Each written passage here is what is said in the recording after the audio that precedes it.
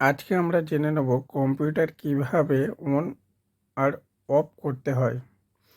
তো ফার্স্ট আমরা power button click করার পর ইউপিএসে চলে যাব। ইউপিএসে যে সুইচটা অন করতে হবে, ইউপিএসে সুইচ অন করার পরে ডেস্কটপে গিয়ে ডেস্কটপে সুইচটা অন করার পরে আমরা চলে যাব কম্পিউটার স্ক্রিনে।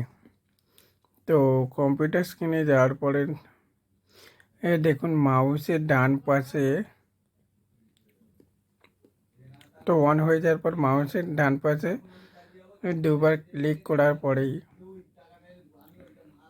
তো যদি পাসওয়ার্ড থাকে তো পাসওয়ার্ড দেবেন। তো আমার পাসওয়ার্ড আছে, তো আমি পাসওয়ার্ড দিচ্ছি। তো আপনাদের থাকবে না যদিও বা। তো তারপর অফ করার জন্য উইন্ডোজের বাটনে ক্লিক করবেন, করার পরে পাওয়ার বাটনে ক্লিক করার পরে শাট ডাউনে ক্লিক করবেন।